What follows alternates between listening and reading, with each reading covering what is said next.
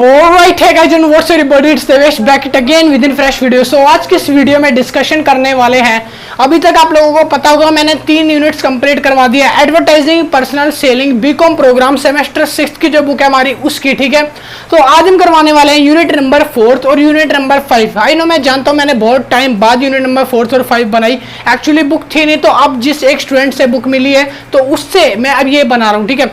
तो यहाँ पर देखो, सबसे पहले मैंने बात करी, यहाँ पे मैं बताऊंगा आज यूनिट नंबर 4 है हमारी एडवर्टाइजिंग पर्सनल सेलिंग की, और यूनिट नंबर 4 का चैप्टर नंबर 1 जिसमें हम पढ़ेंगे पर्सनल सेलिंग और सेल्स पर्सन के बारे में, ठीक है। और वीडियो को स्टार्ट करने से पहले एक चीज बता दूं, अगर किसी को भी नोट्स परचेज करने हैं तो उसके लिए कॉन्टैक्ट नंबर डिस्क्रिप्शन में मिल जाएगा आपको, हमारा व्हाट्सएप का नंबर, और यहाँ पे भी आपको ऊपर शो हो रहा होगा मेरा व्हाट्सएप नंबर। आप कॉन्टैक्ट करके नोट्स को भी परचेज कर सकते हो अगर आपको लेने इंग्लिश मीडियम में। तो आइए अब करते हैं वीडियो को स्टार्ट। तो आइए स्टार्ट करते हैं चैप्टर को। तो सबसे पहले हम चैप्टर में इंट्रोड्यूस करेंगे यहाँ पे पर्सनल सेलिंग से, उसके बाद हम पढ़ेंगे यहाँ पे सेल्समैनशिप क्या होती है। तो धीरे धीरे देखो पॉइंट बाय पॉइंट सारे कॉन्सेप्ट जो है ना वो क्लियर कराएंगे पूरे के पूरे, ठीक है। तो आइए करते हैं स्टार्ट। सबसे पहले लिखा है meaning of personal selling. Personal selling का मतलब क्या होता है? देखो, पर्सनल सेलिंग का मतलब बिल्कुल ईजी होता है। अगर आप किसी के सामने फेस टू फेस कोई भी माल को, प्रोडक्ट को बेचना चाहते हो या बेचते हो तो वो पर्सनल सेलिंग कहलाती है। चलो मान लेते हैं, थोड़ी देर के लिए आपको समझ नहीं आया, चलो मैं एग्जांपल देता हूं आपको, ठीक है। एग्जांपल में समझ लो, मेरा नाम है राखी। हाँ जी, मेरा नाम है राखी, ठीक है। और मैं हूं सेल्स पर्सन। मैं क्या हूं? मैं हूं एक सेल्स पर्सन। और आप जो हो ना, आप हो कंज्यूमर, ठीक है। और ये मार्कर जो है ना, ये मेरी कंपनी का प्रोडक्ट है। अब मैं इसको आपके पास बेचने के लिए आता हूं, ठीक है। अब मैं जब इसके पास बेचने के लिए आता हूं, किसके पास? आपके पास। अरे भूल गए, मैं हूं कौन? राखी।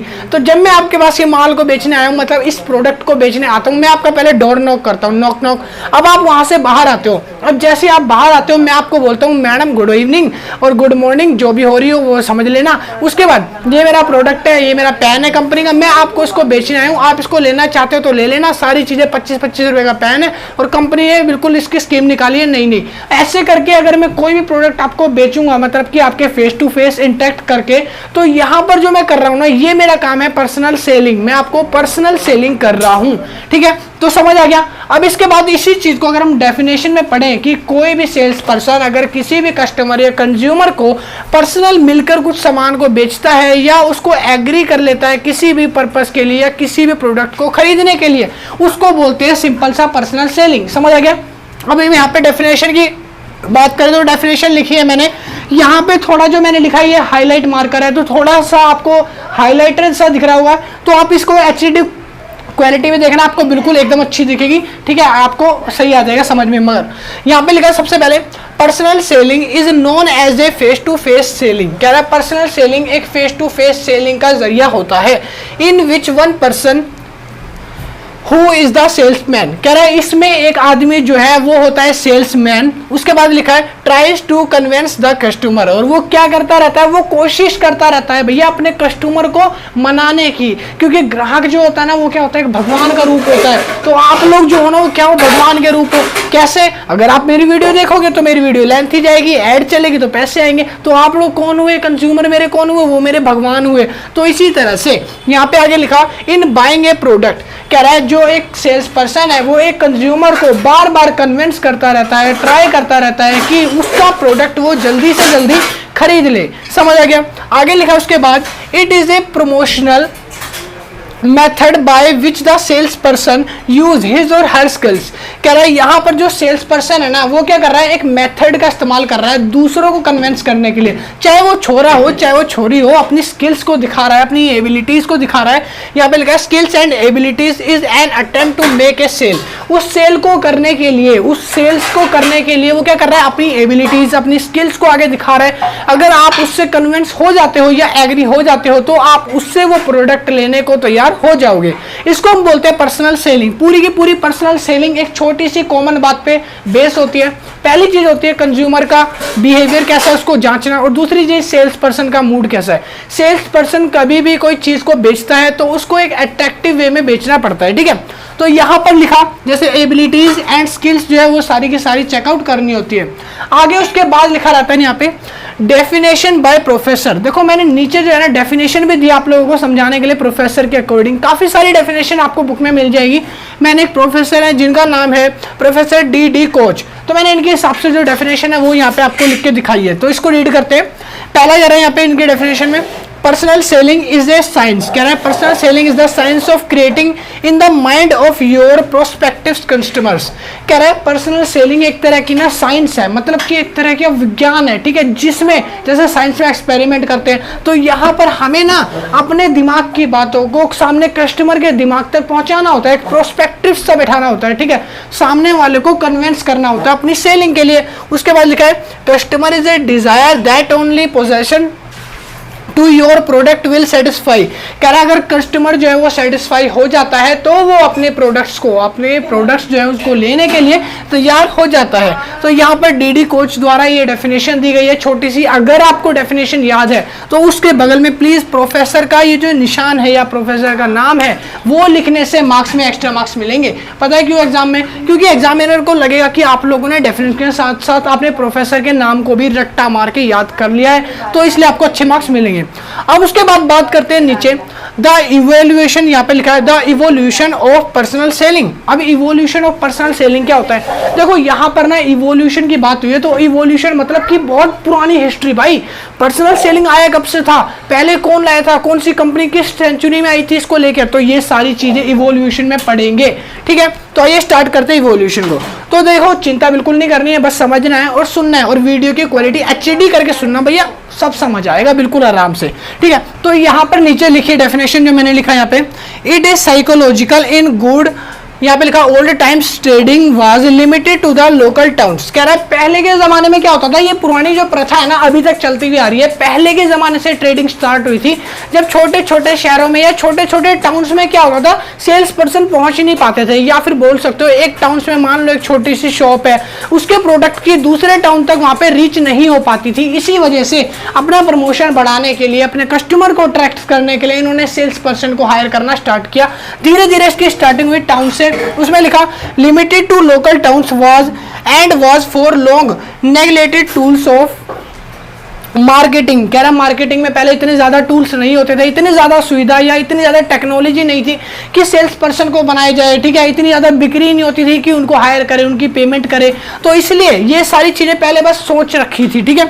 उसके बाद लिखा आफ्टर द इंडस्ट्रियल रिवॉल्यूशन। कह रहा है जब इंडस्ट्रियल रिवॉल्यूशन आया ना, मतलब कि उद्योग जब आए, जब फैक्ट्रियां डलनी स्टार्ट हुई, तो फैक्ट्री में अमीर अमीर लोग भी आए, और जैसे अमीर अमीर लोग आए तो उन्होंने सोचा कि भाई हमें यहाँ काम करना है, मगर यहाँ की रीच बहुत कम है, तो उसके लिए क्या करना पड़ेगा, इंडस्ट्री। देखो मान लो एक देश ये है और एक देश यहाँ पे ये वाला, ठीक है।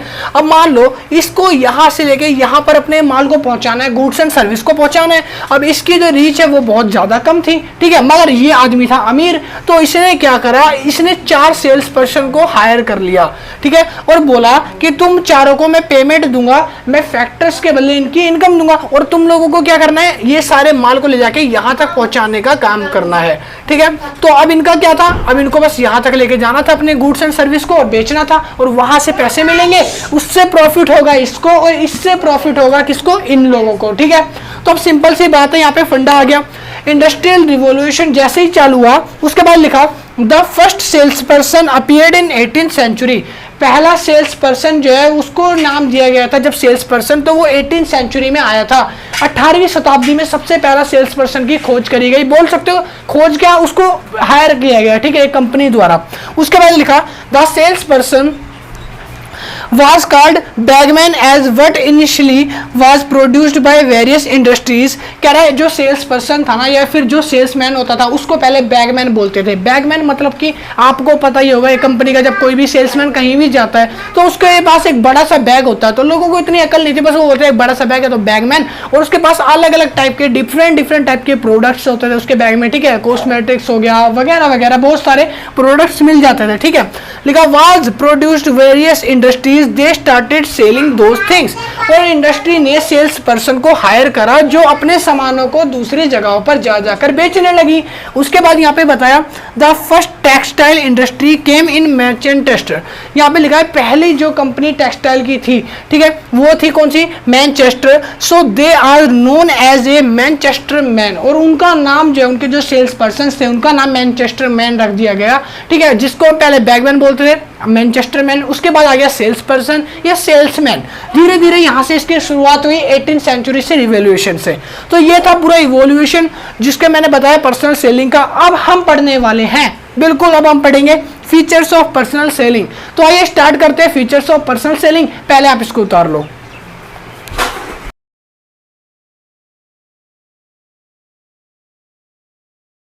अब फ्रेंड्स, तो अभी हम बताएंगे आपको पर्सनल सेलिंग के जो फीचर्स होते हैं वो सारे। तो अभी आपने जो उतारा था वो देख लिया होगा, ठीक है। तो अब हम आ गए फीचर्स ऑफ पर्सनल सेलिंग जो मैंने आपको बताया था। इसके देखो 3 टाइप्स के फीचर्स होते हैं। यहाँ पे लिखा फीचर्स ऑफ पर्सनल सेलिंग। जब हम किसी से सामने सामने जाके माल बेचते हैं तो उसके क्या क्या फायदे होते हैं, फीचर्स क्या क्या है उसके। यहाँ पे लिखा there are 3 specific purpose of promotion. इस प्रमोशन को करने के लिए 3 पर्पज होते हैं, उन 3 पर्पज को ही बस पूरा करना होता है।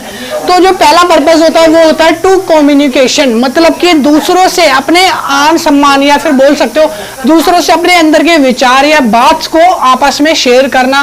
और बात करने से या कम्युनिकेशन करने से क्या होता है, एक व्यवहार, एक रिलेशन बनता है एक कस्टमर के और एक सेल्स पर्सन के बीच में, ताकि एक ट्रस्ट पैदा हो। और ट्रस्ट की वजह से जो कस्टमर है वो सेल्समैन की दुकान पे या सेल्समैन के प्रोडक्ट पे बिलीव करे और अगली बार फिर से आए, ठीक है। इसको बोलते हैं कम्युनिकेशन। दूसरा आता है टू कन्वेंस। कन्वेंस का मतलब क्या होता है, पहले हमें कम्युनिकेशन अच्छा बनाना होता है, उसके बाद उसको अपने प्रोडक्ट की तरफ कन्वेंस करना होता है, ताकि जो एक कस्टमर है उसको अपने प्रोडक्ट्स के बारे में अच्छी चीजों को बताना, ठीक है, बुरी चीजें क्या है उसके बारे में थोड़ा बताना, और जितनी भी चीजें हैं वो सारी डिफाइन करना और उनको कन्वेंस करना कि ये प्रोडक्ट आपके लिए बेनिफिशियल होगा या आपके बच्चों के लिए बेनिफिशियल होगा, किस किस तरह से बेनिफिशियल होगा, वो सारी चीजें उसको समझाना। उसके बाद लिखा है टू कंप्लीट। अगर वो कंप्लीट मतलब कि कन्वेंस हो जाता है, जो कस्टमर है हमारा वो कन्वेंस हो जाता है, वो मान जाता है चलो मैं लेने को तैयार हूं, तो इसको बोलते हैं टू कंप्लीट। फिर आपको अपनी सेल्स कर देनी है, उसका चेक बन जाएगा, पैसे आपके बैंक में आ जाएंगे और यहाँ पर हो जाती है पूरी प्रोसेस कंप्लीट, जिसको हम बोलते हैं बेनिफिट, मतलब कि सेल्स पर्सन की जो प्रोसेस होती है सेलिंग प्रोसेस, वो भी बोल सकते हैं उसको, ठीक है। अब यहाँ पे जो फीचर्स थे, फीचर्स के अंदर कुछ 7-8 टाइप्स हैं जो आपके बुक में दिए होंगे, वो मैंने यहाँ पे लिखे हैं। तो पहला जो टाइप आता है वो है यहाँ पे it is face to face. देखो ये जो है ना एक फेस टू फेस एक प्रोसेस होता है जिसमें हम कंज्यूमर के डोर टू डोर जाते हैं, वहां पर जाके पर्सनल इंटरेक्शन करके कुछ ना कुछ बेचते हैं, ठीक है। सेकंड पॉइंट आता है यहाँ पे गोल ओरिएंटेड। गोल ओरिएंटेड का मतलब क्या होता है, यहाँ पे गोल ओरिएंटेड मतलब होता है अगर हम मान लो किसी भी टारगेट को अचीव करना चाहते हैं तो इसके लिए हमें पहले से ही मोटिवेट किया जाता है कंपनी की तरफ से। सेल्स पर्सन को इतना मोटिवेट करके भेजा जाता है कि वो गोल ओरिएंटेड करके ही आता है, ठीक है। उनको घर पे जाके बोला जाता है, उनको मोटिवेट किया जाता है। जो कंपनीज है वो क्या करती है, अपने सेल्स पर्सन को ट्रेनिंग देती है पहले, ताकि वो गोल ओरिएंटेड के पास आ जाए, ठीक है। पॉइंट नंबर 3 जिसका नाम है डेवलपमेंट टू रिलेशनशिप। देखो डेवलपमेंट मैंने अभी बताया ही था, आपको अपने कंज्यूमर को ट्रस्ट बिलीव करवाने के लिए या एक रिलेशन बनाने के लिए तो आपको क्या करना पड़ता है, एक कन्विंस करना पड़ता है, उनको ट्रस्ट दिलाना होता है कि हमारी कंपनी की जो प्रोडक्ट है ना वो world of the best product है, इनको लेने से फायदा होगा, ये चीजें फायदा होगा, ये चीजें इसकी बता रखी है, ठीक है। तो सारी गुड्स क्वालिटी आपको बतानी पड़ती है जिससे एक रिलेशन अच्छा बिल्ड हो सकता है, ठीक है। पॉइंट नंबर डी, उसके बाद लिखा है ओरल कन्वर्सेशन। ये पूरी की पूरी प्रोसेस जो है कभी रिटर्न नहीं होती, ये ओरल ही होती है। जैसे मैं अभी आपको लेक्चर दे रहा हूँ, अभी आपको पढ़ा रहा हूँ, तो इसी तरह से ये भी एक ओरल कन्वर्सेशन होती है जहां पर आपको अपने कंज्यूमर का ट्रस्ट बिलीव करना होता है, ठीक है। उसके बाद यहाँ पर पूरी की पूरी बात आपको ओरली समझानी पड़ती है, हर चीज पॉइंट टू पॉइंट जो कंज्यूमर क्वेरीज करेगा, जो कुछ भी वो पूछता है अगर, तो आपको क्या करना पड़ता है, वो सारा का सारा समझाना पड़ेगा, ठीक है। उसके बाद यहाँ पे आता है पॉइंट नंबर नेक्स्ट, हमने लिखा यहाँ पे means of two way communication. ये क्या होता है, एक 2 वे का कम्युनिकेशन होता है, 2 वे बोल सकते हो, क्योंकि देखो 2 वे कैसे होता है, जो फर्स्ट होता है वो होता है हम, जिसको हम बोलते हैं सेल्स पर्सन, ठीक है, सेल्स पर्सन, और सेकंड जो होता है वो होता है हमारा कस्टमर या कंज्यूमर जिससे हम कॉन्टेक्ट करते हैं। तो यहाँ पर ये 2 लोग होते हैं जिनका 2 वे कम्युनिकेशन कहलाता है, समझ आ गया। उसके बाद यहाँ पर ही आपके फीचर्स हो जाते हैं कंप्लीट। फीचर्स के बाद हम पढ़ेंगे नीचे objectives of personal selling. Personal selling करने के ऑब्जेक्टिव्स क्या क्या होते हैं, उद्देश्य क्या क्या होते हैं, हम क्यों इसको करते हैं। यहाँ पर सिंपल सी बात है, पहली बात तो गोल ओरिएंटेड होता है, ठीक है, टारगेट्स अचीव करने होते हैं, कंपनी की रेपुटेशन बढ़ानी होती है, बहुत सारे इसके ऑब्जेक्टिव्स है, आप बना के भी लिख सकते हो, मगर मैं पॉइंट्स आपको बता दे रहा हूँ, डिफाइन करवा दूंगा, मैं मुंह से समझा दूंगा, आप नोट कर लेना जो जो मैं बताऊंगा, ठीक है। पहला पॉइंट आता है यहाँ पे क्रिएशन ऑफ डिमांड। तो देखो भाई, क्रिएशन ऑफ डिमांड का मतलब क्या होता है? लोगों के अंदर, लोगों की इच्छा के साथ उनकी डिमांड्स को पैदा करना। मान लो सपोज करो मेरे पास ये मार्कर है, मैं इसको आपको बेचना चाहता हूं, आपको अभी डिमांड नहीं है, नीड नहीं है, मगर मैं आपको जब इतना बिलीव करवा दूं अपने प्रोडक्ट की क्वालिटी के बारे में, इतना ज्यादा बता दूं, गुड क्वालिटी है भाई, ये है वो है फलाना ढिका, तो इतनी सारी चीजें बताने के बाद आपके दिमाग में कहीं तो आएगा कि यार 10 रुपए का ही तो एक ले लेना चाहिए। तो इसको बोलते हैं क्रिएशन ऑफ डिमांड। लोगों के दिमाग में किस तरह से घुस के आपको अपनी डिमांड पैदा करवानी है, इच्छा पैदा करवानी है खरीदने की। उसके बाद पॉइंट नंबर बी में लिखा है इंक्रीज इन सेल वॉल्यूम। देखो सेल वॉल्यूम को कैसे बढ़ाया जाए, ठीक है। ऑब्जेक्टिव्स आता है, उद्देश्य क्या है? हमें अपनी सेल वॉल्यूम को बढ़ाना है, अपनी सेल्स को ऊपर लेके जाना है बाकी कंपटीटर के मुकाबले। तो उसके लिए भी आपको क्या करना पड़ेगा? अपने सेल्स पर्सन को ज्यादा अच्छी ट्रेनिंग देनी पड़ेगी। थर्ड आता है यहाँ पे इम्पार्टिंग इंफॉर्मेशन। इम्पार्टिंग इंफॉर्मेशन का मतलब होता है जो भी आप इंफॉर्मेशन अपने प्रोडक्ट्स के बारे में देते हो कंज्यूमर को, या फिर जो भी डिस्क्रिप्शन उस पर लिखा रहता है वो एक्चुअल ही होनी चाहिए, ठीक है। उसका उद्देश्य लोगों को समझ आना चाहिए, वो क्या बताना चाहता है वो समझ आए लोगों को। तो इस तरह की इंफॉर्मेशन यहाँ पे मिले। उसके बाद पॉइंट नंबर 3 के बाद पॉइंट नंबर 4 है हैंडलिंग ऑब्जेक्शंस। देखो हैंडलिंग ऑब्जेक्शंस का मतलब होता है कंज्यूमर्स जब कोई भी प्रोडक्ट बाय करता है तो उसका हक बनता है वो 2-4 सवाल तो ऑब्जेक्शंस उठाएगा, 2-4 क्वेश्चन तो करेगा, क्वेरीज तो करेगा। अब उसका रिप्लाई आपके ऊपर डिपेंड करता है कि कंज्यूमर को अगर आप अच्छे से रिप्लाई दोगे तो वो खरीदने को राजी होगा। अगर आप उसको गुस्से में बोल दोगे, अगर मान लो कोई पर्सन मेरे से पूछता है कि आप सर ये खरीदना चाहते हो, मैंने उससे पूछा चलो मैं इसको खरीदने को तैयार हूं, क्या आप मुझे ये बता सकते हो कि थोड़ा बार्गिन हो सकता है? अब देखो बार्गिन तो नॉर्मल सी बात है, हर कोई बार्गिन करवाना चाहता है। जैसे 20 की चीज है तो 10 का लगा ले भाई, पूछने में क्या जाता है, ये तो रीति रिवाज ही चलता है एक तरह से बोल सकते हो। अगर मैंने ऐसे पूछा सामने वाले पर्सन से, पर्सन नंबर ए से, कि भाई थोड़ा सा बार्गिंग हो जाएगा इसमें, सामने वाला बोलता है इतनी बड़ी कोठी ले रखी है, इतना बड़ा घर ले रखा, कार ले रखा, 10 रुपए तेरी जेब से निकलते नहीं है बार्गिंग कराने को। तो ऐसे पर्सन से आप खुद सोचो क्या आप सामान खरीदोगे? यहाँ पर हैंडलिंग ऑब्जेक्शन, अगर वो ऐसे आपको जवाब देगा या इस तरह से आपको कोई ट्रीट करेगा तो आप उससे कुछ लोगे? सिंपल सी बात है, नहीं लोगे आप, ठीक है। तो इसको बोलते हैं हैंडलिंग ऑब्जेक्शंस। आपको कंज्यूमर्स के जो क्वेरीज है, डाउट्स है, जो इन्फॉर्मेशन वो चाहता है वो भी आपको देनी चाहिए, ठीक है। तो वो भी सेटिस्फाई होगा ना, तभी तो खरीदेगा। उसके बाद यहाँ पे आता है सर्चिंग। सर्चिंग देखो काफी बड़ा ऑब्जेक्टिव होता है। इसके अंदर क्या होता है, हमें ना अपने कंज्यूमर्स को सर्च करना पड़ता है। सर्चिंग करना बहुत बड़ा मोटिवेट वाला काम है आपस में, क्योंकि कंज्यूमर क्या होते हैं, सारे एक जैसे नहीं होते। एक गेट पे गए, आपने नॉक किया, वहां से एक कंज्यूमर निकला, हो सकता है उसका मूड अच्छा हो सकता है उसका मूड खराब हो, वो ना खरीदे। तो सर्चिंग करने में बहुत ज्यादा टाइम लगता है इसमें, ठीक है।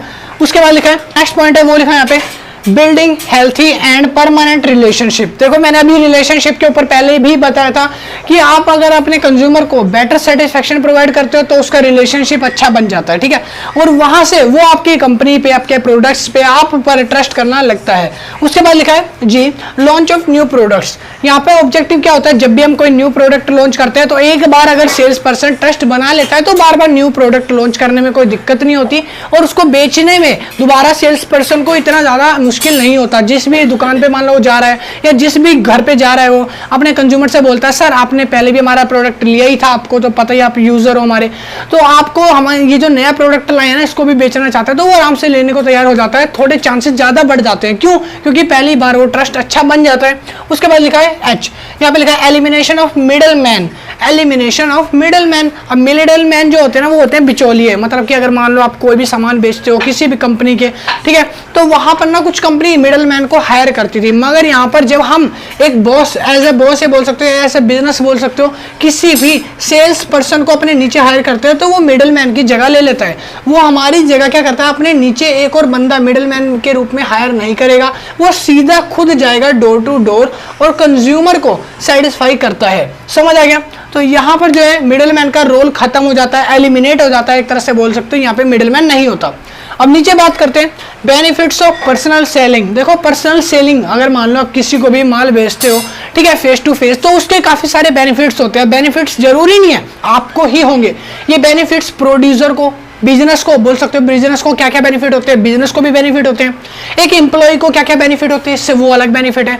एक कस्टमर जो इससे सामान ले रहा है उसको अलग बेनिफिट होते हैं, और जो एक सेल्स पर्सन है उसको अलग बेनिफिट होते हैं। तो हर किसी को अपने हिसाब से, अपने अकॉर्डिंग अलग अलग बेनिफिट्स होते हैं। तो अब हम पढ़ेंगे कि सबको किस किस टाइप्स के बेनिफिट होते हैं।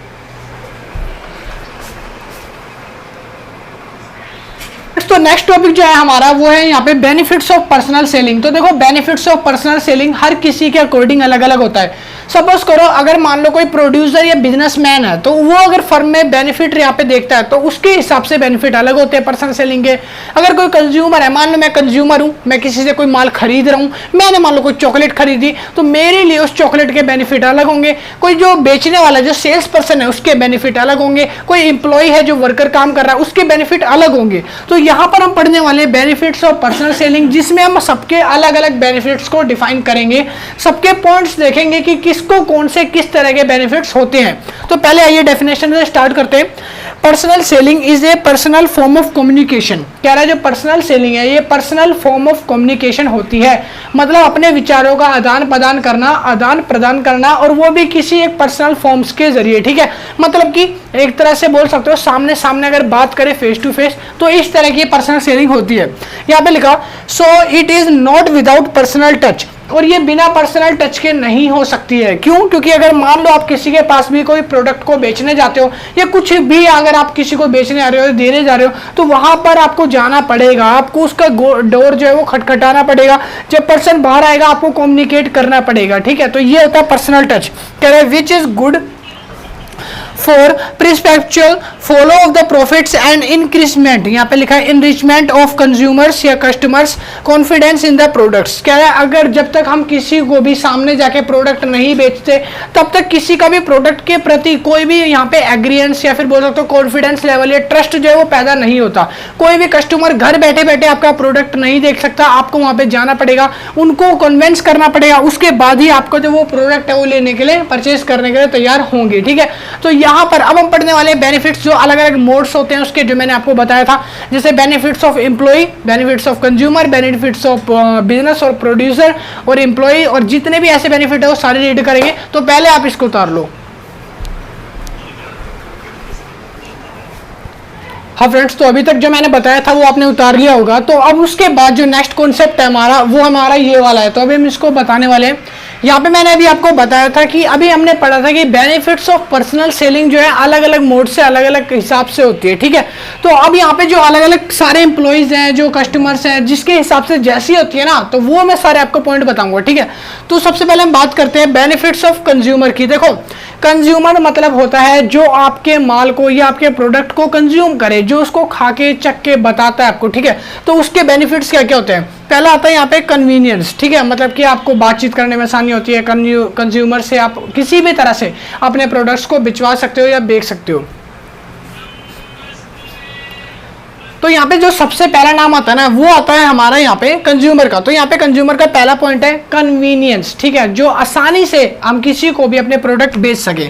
यहाँ पे दूसरा आता है एजुकेशन ऑफ कंज्यूमर।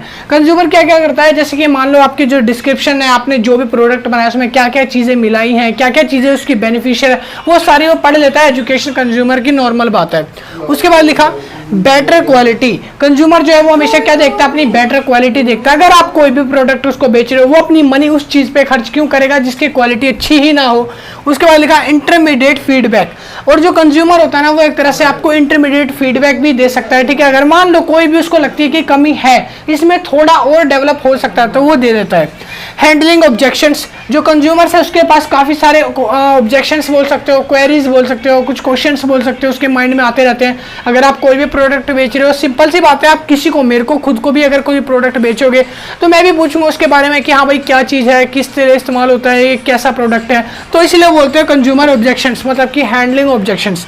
उसके बाद आता है प्रोडक्ट इंप्रूवमेंट्स। अब देखो ऑब्जेक्शंस के बाद क्या होता है, प्रोडक्ट्स की इंप्रूवमेंट करी होती है। अगर मान लो जो जो चीज़ें कंज्यूमर ने दिखाई है या आपको जो उसकी गलतियां लगी है एक्चुअल में, तो उसको आपको इंप्रूव भी करना चाहिए। ठीक है, तो ये होते हैं सारे बेनिफिट्स ऑफ कंज्यूमर के।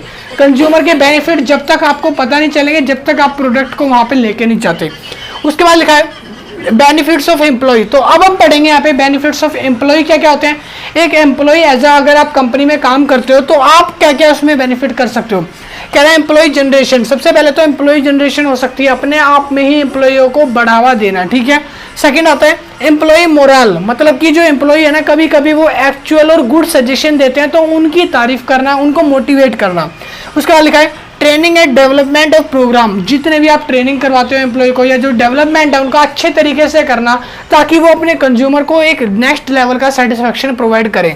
उसके बाद लिखा है यहाँ पे इंटरेक्शन विद पीपल, और लोगों के साथ बातचीत करना, कम्युनिकेशन करना, उनको कन्वीनियंस करना, वो सारी चीजें एक बेस्ट ट्रेनिंग ऑफ एम्प्लॉय में सिखाई जाती है। ठीक है, अब बात करते हैं बेनिफिट्स ऑफ प्रोड्यूसर और बिजनेसमैन। तो देखो इन दोनों से ज्यादा बेनिफिट होते हैं प्रोड्यूसर के और बिजनेसमैन के, वो भी बताऊंगा क्यों।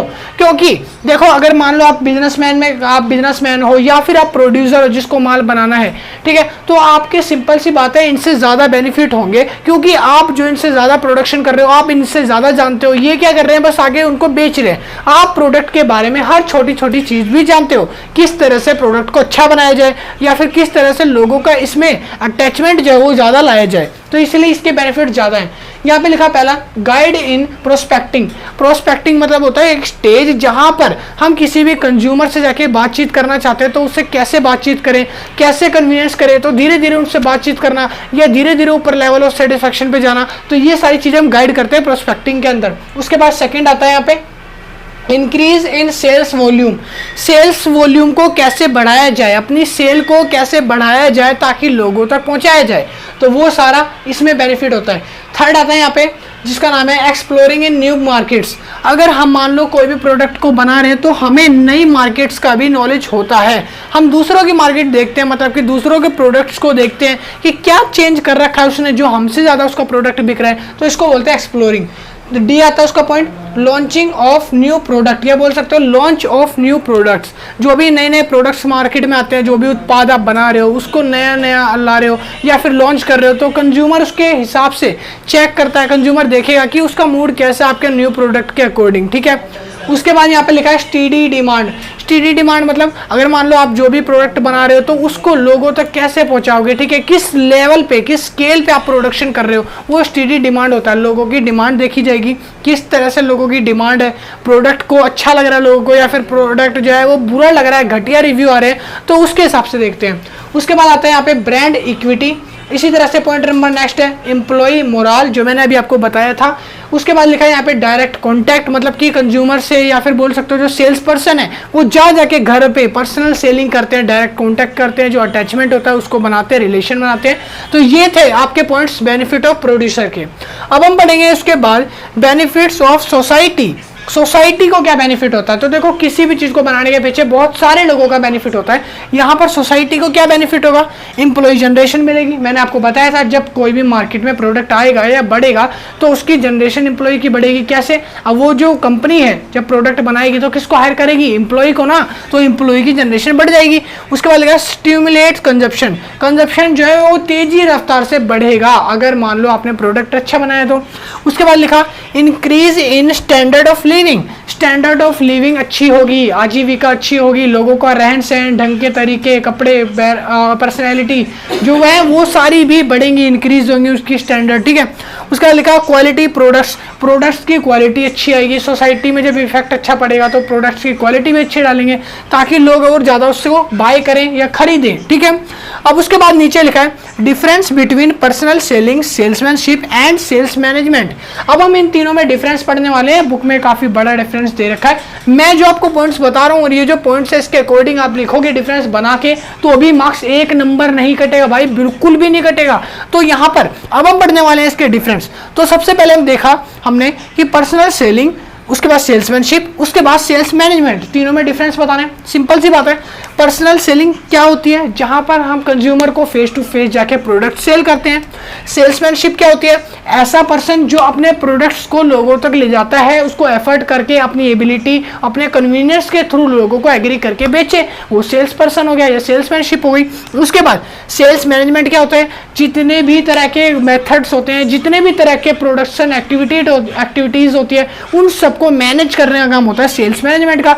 चाहे वो नियंत्रण करना हो, चाहे वो डायरेक्टिंग करना हो, कंट्रोलिंग करना हो, मोटिवेशन करना हो, ये सारे ही काम कौन करती है, सेल्स मैनेजमेंट करती है ना। तो अब हमने तो सीख ली इसकी डेफिनेशन, मतलब कि ऊपर से।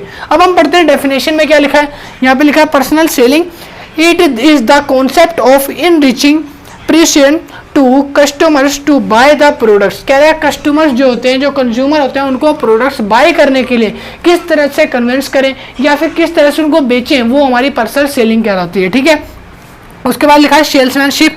कह रहा है it is an art and skill of intensity selling efforts. कह रहा है ये एक तरह की स्किल है, एक विज्ञान है, जहां पर आप कैसे किसी को भी अपने प्रोडक्ट्स को बेचते हो, इसके बारे में हम पढ़ते हैं, इसके बारे में हम एबिलिटी लेते हैं, इसके बारे में हम नॉलेज लेते हैं, सीखते हैं यहाँ पे एफर्ट्स करके। ठीक है, उसके बाद लिखा है यहाँ पे last sales management. Sales management में लिखा है इट इज ए प्लानिंग। ये जो है एक तरह का प्लानिंग होता है, मतलब कि पूरा का पूरा प्लान बनाना हो गया। ठीक है, हम किस तरह से आगे करेंगे या ये आगे कैसे करेंगे, उसकी नीतियां बनाना, उसकी रणनीतियां तैयार करना, स्ट्रेटजी बनाना।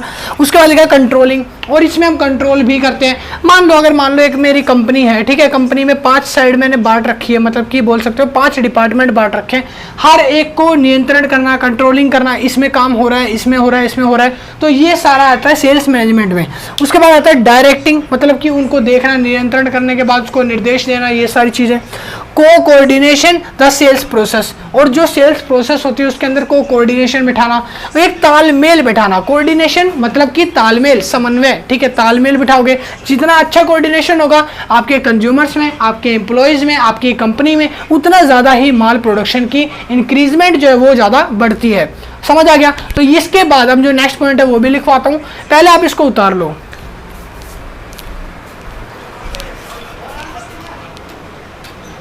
हाँ फ्रेंड्स, तो वो उतार लिया होगा। तो अब हम जो है नेक्स्ट टॉपिक पढ़ने वाले हैं। तो अगला जो टॉपिक है हमारा वो हम डिस्कस करेंगे types of selling situation and sales person. देखो सेल्स पर्सन कितने टाइप्स के होते हैं वो सारा मैं बताऊंगा धीरे धीरे।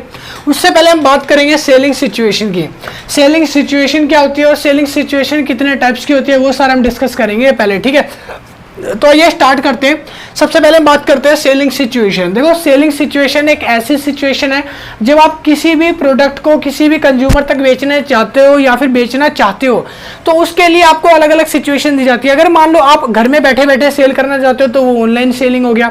अगर आप किसी को घर से घर पे जाके बेचना चाहते हो, मतलब कि होम टू होम प्रोडक्ट बेचना चाहते हो, जा जाके फिजिकल, वो भी, तो उसको बोलते हैं पर्सनल सेलिंग। ठीक है, इसी तरह से अगर मान लो कोई बीच का, जैसे मिडल मैन की तरह आप बस अपना स्टॉक इकट्ठा करना चाहते हो और किसी को सामने से बुलाना चाहते हो कि कोई कंज्यूमर आके होलसेलर में सारा माल ले जाए, तो उसको होलसेलर या रिटेलर नाम दे देते हैं। तो इस तरह से अलग अलग तरह की जो सिचुएशन होती है सेलिंग की, उनको बोलते हैं सेलिंग सिचुएशन।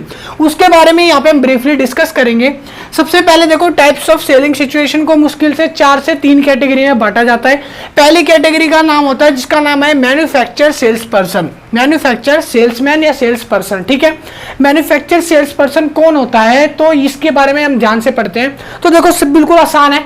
मैन्युफैक्चर मतलब होता है किसी भी प्रोडक्ट को बनाने वाला या किसी भी प्रोडक्ट को इनोवेट करने वाला मैन्युफैक्चरर कहलाता है। ठीक है, मैन्युफैक्चर सेल्स पर्सन का भी सेम बिल्कुल यही काम होता है। ये प्रोडक्ट्स को बनाता है, जैसे फैक्ट्रियों में आपने देखा होगा प्रोडक्ट्स बनते हैं, फैक्ट्रियों में ही प्रोडक्ट बना के फैक्ट्री से ही कंज्यूमर लेने अगर आने लगे ना, कि फैक्ट्री में ही जाके हम प्रोडक्ट को सीधा वहीं से बाय कर लें बिना दुकान के इंतजार किए, मतलब दुकान पे आएगा, फैक्ट्री से बनेगा तो होलसेलर पे आएगा, फिर रिटेलर पे आएगा, फिर आएगा शॉपकीपर पे, फिर आप कंज्यूमरों के पास आएगा। तो अगर कोई सीधा मैन्युफैक्चरर से, मतलब कि फैक्ट्री से लेना चाहता है, तो उसको बोलते हैं मैन्युफैक्चरर सेल्समैन। ठीक है, उसी को बोलते हैं। यहाँ पे लिखा है दे आर डायरेक्टली अपॉइंटेड, कह रहा है ये सीधा सीधा अपॉइंटेड होता है, जो भी होता है, कह रहा है controlled and paid by the manufacturer. और कह रहा है जो भी अपॉइंटेड करता है पर्सन अपने नीचे, उन सबको पे कौन करता है? मैन्युफैक्चरर पे करता है उसके बदले में। ठीक है, और ये अपने नीचे जो है किस तरह के, किस टाइप्स के लोगों को रखता है वो यहाँ पे मैंने लिखा है यहाँ पे पॉइनर एंड क्रिएटिव सेल्समैन। पहले तो पॉइनर एंड क्रिएटिव आते हैं। ठीक है, उसके बाद आता है यहाँ पे डिटेल सेल्समैन, फिर आता है स्पेशलिटी सेल्समैन। देखो यहाँ पर जो मैंने 3 टाइप्स बताए, एक पॉइनर, क्रिएटिव और एक यहाँ पे ये और एक ये, इन तीनों को एग्जाम्स में नहीं पूछता, बस हेडिंग लिख के आ जाओगे, बहुत काफी है। ठीक है, आएगा तो किसके बारे में? मैन्युफैक्चरर सेल्समैन के बारे में, जो मैंने अभी आपको बता दिया। एक इंडस्ट्री में जो भी चीज प्रोडक्ट बनती है, जो भी मैन्युफैक्चरर कर रहा है, कंज्यूमर सीधा इंडस्ट्री से आके फैक्ट्री के अंदर ही घुस के कुछ सामान खरीद के ले जाता है, तो उसको मैन्युफैक्चरर सेल्समैन बोल सकते हो या मैन्युफैक्चरर सेलिंग भी बोलते हैं। ठीक है, मतलब कि आपने जो है अपना काम बैठे बैठे वहीं पे बेचा और कुछ नहीं करा। सेकंड जो कैटेगरी है वो आता है यहाँ पे होलसेलर सेल्समैन। होलसेलर सेल्समैन कौन होते हैं? जो मैन्युफैक्चरर मतलब कि इंडस्ट्री में, पहले देखो माल जो है वो इंडस्ट्री में बनाया जाता है, ठीक है। आप लोगों को भी पता होगा इंडस्ट्री जो होती है बहुत बड़ी होती है, तो इंडस्ट्री के अंदर जो भी माल बनता है वो होते हैं मैन्युफैक्चरर, ठीक है। उसके बाद नीचे जो है उसके बाद आता है होलसेलर, जिनके बड़े बड़े गोदाम होते हैं, ठीक है। अपने गोदामों में जो माल को इकट्ठा करते हैं, तो होलसेलर के पास माल जाता है। तो अब ये कैटेगरी है होलसेलर सेल्समैन की, मतलब कि जो थोक विक्रेता होते हैं, जो बड़ी क्वांटिटी पे माल लोगों को बेचते हैं। कह रहा है होलसेलर इज द इंटरमीडिएटरी, कह रहा है होलसेलर इंटरमीडिएटरी भी होता है। Are hold the dominates position in the distribution channel, कह रहा है ये एक बड़े पैमाने पर माल को होल्ड करता है, स्टॉक करके रखता है, किससे लेके? फैक्ट्री से, और फिर उसको अलग अलग चैनल्स पे, मतलब कहने का अलग अलग शॉप्स पे, अलग अलग रिटेलर्स को धीरे धीरे थोड़े थोड़े माल या ज्यादा माल बेचता रहता है, ठीक है। इसके नीचे भी दो तरह की कैटेगरी आती है, पहला आता है इंडोर सेल्समैन, फिर आता है आउटडोर सेल्समैन। इंडोर सेल्समैन वो सेल्समैन होता है जिसको एक सीमेंटेड 4 दीवारों के अंदर बंद करके रखा जाता है।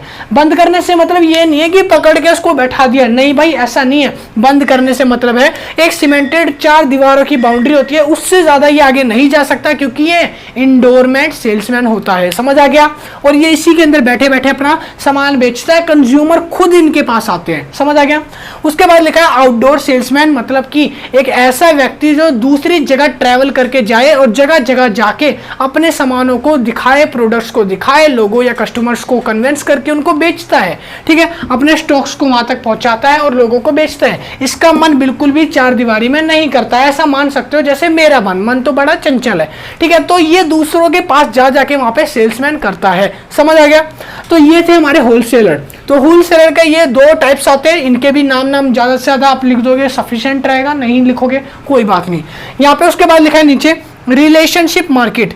अब हम आ गए हैं, देखो इसके बाद आता है एक रिटेलर, शायद यहाँ पे नहीं लिखा मैंने। रिटेलर सेल्समैन क्या होता है? रिटेलर सेल्समैन एक बीच में पॉइंट आना था, वो मैंने शायद मिस कर दिया, मैं बता देता हूँ। रिटेलर सेल्समैन देखो वो सेल्समैन होता है जो अपने माल को इंटरमीडिएटरी मतलब कि होलसेलर से बाय करता है। होलसेलर से बाय करने के बाद उस सामान को स्टॉक बना के छोटे छोटे शॉपकीपर तक पहुंचाता है। मैंने अभी आपको देखो होलसेलर बताया था, होलसेलर से माल कौन खरीदता है? उसको बोलते हैं रिटेलर। क्या बोलते हैं? रिटेलर। समझ आ गया?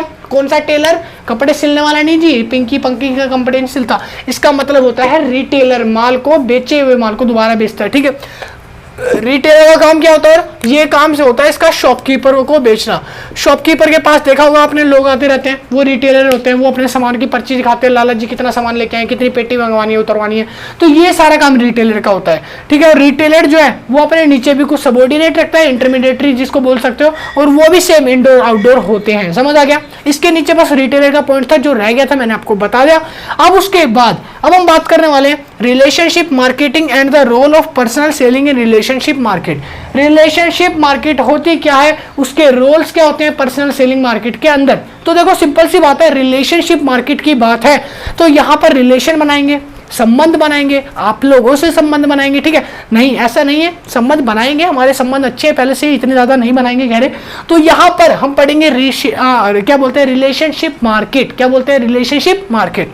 देखो इसमें क्या होता है, relationship market is the marketing with the consequence aim to develop and manage long term and trusting relationship। कह रहा है एक ऐसी मार्केट जहां पे कंज्यूमर अपने कस्टमर से या बोल सकते हो सेल्स पर्सन अपने कंज्यूमर से एक लॉन्ग टर्म ट्रस्टेबल रिलेशन पैदा करता है, ठीक है। क्या पैदा करता है? एक लॉन्ग टर्म रिलेशन पैदा करता है। जैसे कि आप लोगों को पता ही होगा सबकी, अगर मान लो जीएफ है तो आप उनसे ट्रस्ट बना के रखते हो रिलेशन करने के लिए, बिल्कुल ऐसा ही होता है। माल के केस में भी ऐसे, अगर मान लो आप कोई भी प्रोडक्ट बेचना चाहते हो, जब तक कंज्यूमर आपके ऊपर ट्रस्ट नहीं करेगा, आपके प्रोडक्ट्स पे, कंपनी पे, आप पर, तब तक वो आगे ऑर्डर नहीं करता, समझ आ गया। उसके बाद लिखा है रिलेशनशिप विद द कस्टमर। उसके बाद लिखा है डिस्ट्रीब्यूट्स विद द सप्लायर और other parties in the market environment. कह रहा है और भी जो अदर मार्केट एनवायरनमेंट है उसमें और जो कंज्यूमर्स है उनमें एक रिलेशनशिप और एक लॉन्ग टर्म ट्रस्ट बना के रखना, रिलेशनशिप एनवायरनमेंट बोल सकते हो। रिलेशनशिप कहाँ गया? रिलेशनशिप मार्केट का काम होता है, समझ आ गया। अब हम बात करते हैं इसके नीचे, उसके नीचे लिखा है मैंने benefits of relationship market. Relationship market के बेनिफिट्स बताओ। तो देखो भाई इसके बहुत सारे बेनिफिट्स है कहने को, तो वैसे यहाँ पे लिखा है पहला ए पॉइंट है, in the age in increased competition, कह रहा है अभी इस समय आपने देखा होगा कि काफी ज्यादा मार्केट में कंपटीशन बढ़ चुका है, इसका रोल क्या होता है, अपनी सेल को इंक्रीज करना। उसके बाद लिखा है B point, it reduce the cost of timing involve heading of the new customers, कह रहा है जितने भी नए कस्टमर्स हैं उनको माल पहुंचाने में कभी कभी ज्यादा टाइम लग जाता है या प्रोड्यूस होने में ज्यादा टाइम लग जाता है, तो उसके लिए करना है, कंज्यूमर को नहीं लिखना, हमें यहाँ पे स्टाफ को चाहिए, और ज्यादा स्टाफ रखेंगे माल जल्दी से बनेगा, टाइमली बनेगा, कम कॉस्ट में बनेगा और अच्छा बनेगा, क्वालिटी अच्छी होगी तो आगे जल्दी बिकेगा। ठीक है, ये होती है हमारा रोल। उसके बाद लिखा है यहाँ पे क्रिएशन के बाद C point, the relationship market insecure, यहाँ पे लिखा है इंश्योर, वैसे ensure growth and boost up in service sectors, कह रहा है जितने भी सर्विस सेक्टर्स हैं जहां जहां पे रिलेशनशिप मार्केट अपना रिलेशन जोड़े हुए हैं वहां पर आपको बूस्ट देखने को मिलेगा, एक अच्छी खासी इंक्रीजमेंट मिलेगी, क्योंकि ये एक लॉन्ग टर्म रिलेशनशिप ऐसा पैदा कर देती है कि फेविकोल के जोड़ से भी ज्यादा मजबूत होता है, टूटता बिल्कुल नहीं है। ठीक है, और जो कंज्यूमर है वो बिल्कुल अट्रैक्ट हो जाता है, नहीं भाई माल लेना है तो लेंगे रिलेशनशिप मार्केट से की। ठीक है, तो इस तरह से आप अपना रिलेशनशिप बना सकते हो, सॉरी आपको कह दिया, आप लोग अपना रिलेशनशिप बनाओ ना बनाओ, मार्केट अपना रिलेशनशिप बना सकती है। तो ये सारे पॉइंट्स तो जो मैंने आपको बताए, अब हम इसके बाद जो नेक्स्ट टॉपिक है वो डिफाइन करने वाले हैं, पहले आप इसको उतार लो।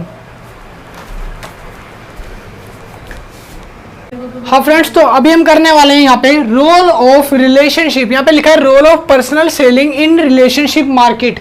अभी हमने रिलेशनशिप मार्केट को पढ़ा था और स्टडी करा था, अब हम यहाँ पे देखेंगे इसके रोल क्या क्या होते हैं पर्सनल सेलिंग के अंदर। ठीक है, तो मेनली 4 टाइप्स के रोल हैं, देखो यहाँ पे आपको दिख रहे होंगे और धीरे धीरे मैं सारे याद करवा दूंगा, बिल्कुल टेंशन मत लेना। पहला जो रोल है वो आता है यहाँ पे role of personal selling in product strategy, पहला जो रोल है वो क्या है, प्रोडक्ट स्ट्रेटजी। देखो दूसरा है उसके बाद यहाँ पे the role of personal selling in pricing strategy, देखो यहाँ पे 2 स्ट्रेटजी हो गई, प्राइसिंग सेलिंग और ये यहाँ पे हो गई प्राइसिंग, और जो पहली थी वो थी क्या, प्रोडक्ट स्ट्रेटजी। ठीक है, पॉइंट नंबर 3 यहाँ पे लिखा है the role of personal selling in place channel of distribution, कह रहा है वो स्ट्रेटजी हमें किस किस चैनल पे, या चैनल का मतलब यहाँ पे किस किस शॉप से, किस किस शॉप पे या किस किस गोदाम पे, किस किस गोडाउन पे या किस जगह पर जाके अपने प्रोडक्ट्स को वहाँ पे सेल करना चाहिए। उसके बाद लिखा है the role of personal selling in promotional strategy, हमको अपने प्रोडक्ट्स को आगे सेल करने के लिए कौन सी मेथड का इस्तेमाल करना चाहिए। हम एडवर्टाइजिंग की बुक पढ़ रहे हैं तो सिंपल सी बात है, हमें कौन कौन से मेथड का इस्तेमाल करना चाहिए, टीवी पे ऐड दे सकते हो या न्यूज़पेपर में या आर्टिकल्स में, ये सब। अब इनको याद कैसे करा जाए, ठीक है, इतनी लंबी लंबी डेफिनेशन है, तो देखो डेफिनेशन बिल्कुल आसान है, रोल ऑफ पर्सनल सेलिंग लिखा है तो यहाँ पे आपको दिख रहा होगा रोल ऑफ पर्सनल सेलिंग, देखो चारों में सेम लाइन है, तो आपको इन चारों को याद करने की जरूरत ही नहीं है, आपको बस हेडिंग उतारनी है। उसके बाद क्या करना है आगे, देखो लास्ट में सबके स्ट्रेटजी लिखा हुआ है, इसके लिखा हुआ है, इसके लिखा हुआ है। ठीक है, यहाँ पे चैनल्स ऑफ डिस्ट्रीब्यूशन स्ट्रेटजी ही होती है ये भी। ठीक है, तो यहाँ पर चारों में स्ट्रेटजी है। अब बीच के पॉइंट्स कैसे याद करें, तो बीच के पॉइंट्स भी याद करने की टेंशन मत लो, सारे पॉइंट्स की स्टार्टिंग वर्ड जो है वो पी से है, किससे है, पी फॉर पैरेट। तो देख लो सबके आगे पी से स्टार्ट हो रहा है, प्रोडक्ट, प्राइसिंग, प्लेस, प्रमोशन। क्या बोला मैंने, प्रोडक्ट, प्राइसिंग, प्लेस, प्रमोशन। ठीक है, तो आपको बस ये 4 वर्ड याद रखने, बस हो गया याद, समझ लो खत्म। ठीक है, तो मेरे पीछे पीछे यहाँ पे बोलना और यहाँ पे साइड में लिख देना प्रोडक्ट, प्राइसिंग, प्लेस, उसके बाद प्रमोशनल, समझ आ गया, बस खत्म हो गया। तो ये थे हमारे role of personal selling in relationship market. अब हम बात करेंगे क्रिटिज्म ऑफ, यहाँ पे लिखा है criticism of personal selling, personal selling के अंदर कौन कौन से बैड इफेक्ट जो आते हैं ना, क्रिटिज्म जो है वो सारे हम रीड करने वाले हैं। तो पहला आता है यहाँ पे हाई प्रेशर सेलिंग। देखो क्रिटिज्म में पर्सनल सेलिंग क्या होता है, हाई प्रेशर सेलिंग होता है। अगर मान लो आपको किसी ने रख लिया एज अ सेल्स पर्सन, मान लो ठीक है, आपकी सैलरी 1 लाख रुपए, मैं दे देता हूँ 1 लाख रुपए मेरी तरफ से, मान लो आप सेल्स पर्सन हो। ठीक है, अब मैंने बोला कि जाके ना इस पेन को बेच के आना है, और ये पेन इतना घटिया, इतना वाहियात, इतना वल्गर, इतना अथू, ऐसा पेन मैंने दिया आपको बेचने के लिए। अब आपको बोला इसको जाके बेचो, अब आप इसको बेचने जा रहे हो मगर कोई खरीदने को राजी नहीं, कोई भी नहीं खरीद रहा भाई, मगर आपकी सैलरी कितनी है, बाद में आप नौकरी छोड़ने की सोचते हो मगर सैलरी याद आती है 1 लाख रुपए, अगर इसको बेच दिया तो भाई आपके ऊपर क्या पड़ रहा है, यहाँ प्रेशर पड़ रहा है। 1 लाख रुपए कब दूंगा मैं, जब ऐसे ऐसे आप 100 पेन बेचोगे, एक तो बिक नहीं रहा, इतना घटिया पेन है, लोग ले लेके फेंक दे रहे हैं। ठीक है, तो इसको कैसे बेचोगे आप, तो यहाँ पर बोला गया है क्या यहाँ पे बोला गया हाई प्रेशर सेलिंग, समझ आ गया। और मैं होता तो मैं तो इजीली बेच देता, सिंपल सी बात है यार, 1 लाख रुपए दे रहे हो आप, जिसको भी पेन बेच रहे हो 20-25 रुपए, अगर वो लेने को राजी नहीं है उसको बोलो 20 रुपये पेन लोगे, 10 रुपये और आपको दिया जाएंगे, मेरी तरफ से देंगे। 1 लाख की सैलरी यार, 10 रुपये दे दोगे क्या चला जाएगा, ले भी लेगा सामने वाला, ठीक है, और ना प्रेशर बढ़ेगा। सेकेंड यहाँ पे क्रिटिसिज्म आता है B part, interior quality products. इसके क्वालिटी प्रोडक्ट्स जैसे मैंने बताया लोग इसको नहीं खरीद रहे, ये इतना घटिया है, इतना वाहियात है, इसका अंदर का मटेरियल जो है सारा बेकार है, बिल्कुल खोखला है अंदर से, ठीक है, तो कौन लेगा। तो इसकी क्वालिटी प्रोडक्ट्स जब तक अच्छी नहीं होगी। थर्ड पॉइंट यहाँ पे आता है एक्सपेंसिव, इस पेन की कीमत है 1000 रुपए, कोई लेगा घटिया वाहियत पेन 1000 रुपए का, लेना चाहता हो तो हाथ खड़ा करना, नीचे कमेंट में बता देना। तो देखो भाई बिल्कुल भी नहीं लेगा, क्योंकि ये एक्सपेंसिव ही इतना ज्यादा है।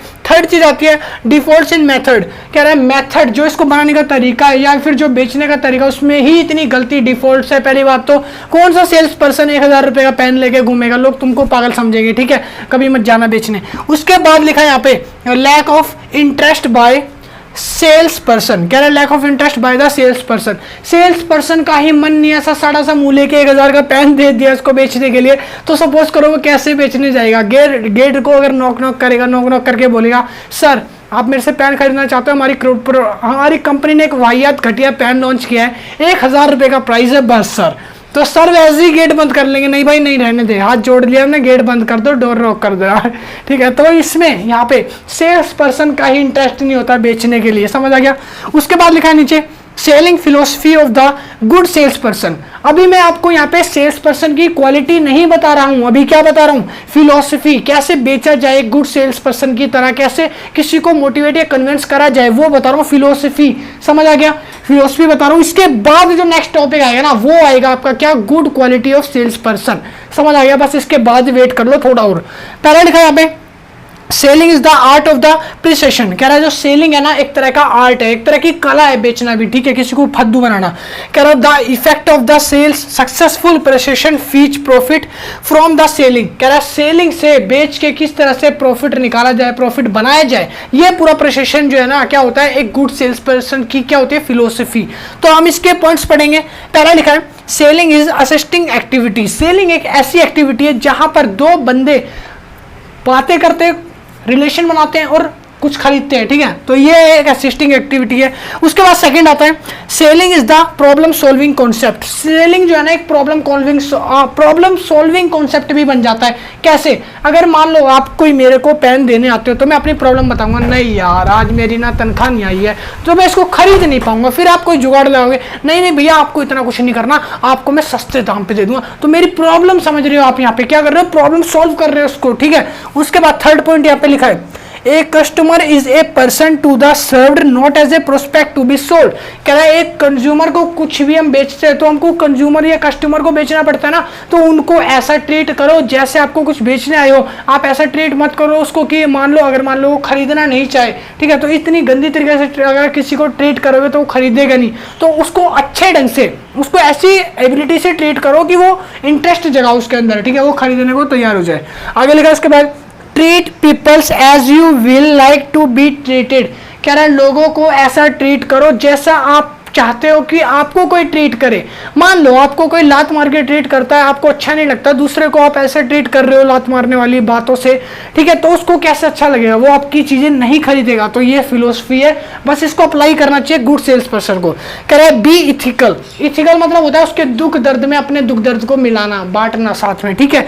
यहाँ पे लिखा है ट्रस्टफुल और ऑनेस्ट, ट्रस्टफुल होना चाहिए और ऑनेस्ट होना चाहिए, चाहे ईमानदारी मुंह से ना टपकती हो मगर उस पर टपकानी पड़ती है। उसके बाद लिखा है ऑनेस्ट, ऑनेस्ट में रखा गया ईमानदारी, तो दो शब्द है ईमानदारी, ठीक है, जिसमें चाहे बेईमानी भरी पड़ी हो। तो यहाँ पर बस आपको लोगों को चूना और कत्था लगाने के लिए ये सारी स्ट्रेटजी अपनानी पड़ेगी, समझ आ गया। अब इसके बाद बात करेंगे गुड सेल्स पर्सन की क्वालिटीज की, तो पहले आप इसको उतार लो।